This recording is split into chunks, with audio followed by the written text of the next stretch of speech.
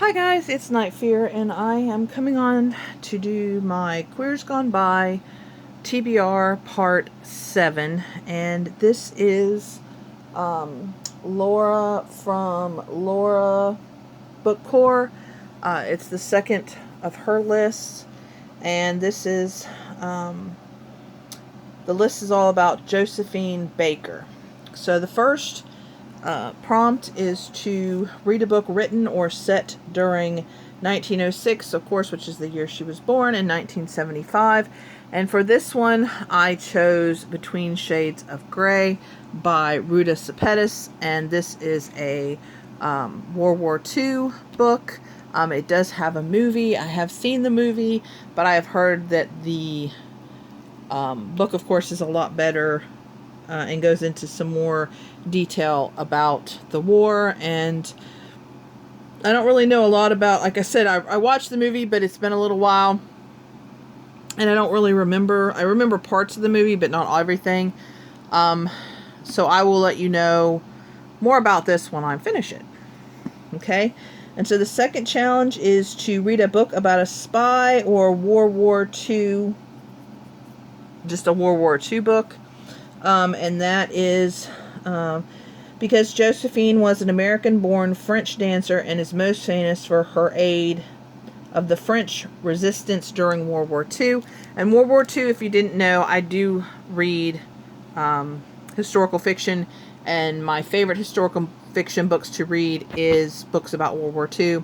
And for this one, I picked Sarah's Key by Tatiana de Rosna. And this is about children. I guess it goes back from into two. One perspective being 1942 and the other one 2002. And it says, I'll just read the 1942 part. It says, 10-year-old Sarah is brutally arrested with her family in the WWII roundup, the most notorious act of French collaboration with the Nazis. But before the police come to take them, Sarah locks her younger brother Michael in their favorite hiding place, a cupboard in the family's apartment. She keeps the key, thinking that she will be back within a few hours. So, and then I guess the other perspective is kind of going back and telling how things happen, or finding out how things happen. I'm not sure, but I've heard both good and bad about this book. But the first time I heard about it, I thought I really wanted to read it. So yeah, I decided I would pick that one up. Then the third challenge is to read a book set in the Roaring '20s. And Josephine was one of the most celebrated performers of her time, and one of her costumes, a girdle made of artificial bananas, became an iconic symbol of the Jazz Age of the 1920s. And for this one, I picked Born of Illusion by Terry Brown. And it's about an illusionist in the 20s. A female illusionist, I believe. Yeah. Oh, well, a medium. So it has to do with, like, mediums. So, yeah, I thought, oh, that would be perfect. And I just love this cover. I just love the aesthetic. And my favorite color is black. So it just, yeah, it really kind of, yeah. So, then the next challenge is to read a book with a bisexual main character. While she was married to 4 different men, Josephine had many relationships with women, the most famous being with blues singer Clara Smith. So this chick, she has some tales to tell. So for this one, I picked Fire by Christina Kishore. This is the second in the Graceling book, but it's more of a companion.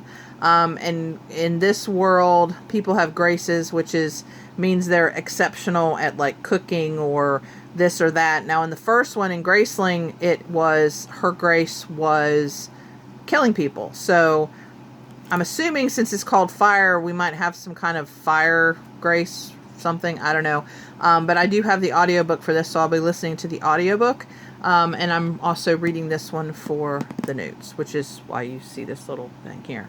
So I don't know anything about the character, I just had typed in bisexual character, and this book came up and I really wanted to read it, and I didn't get to read it the last time it was on my TBR, so I figured perfect time.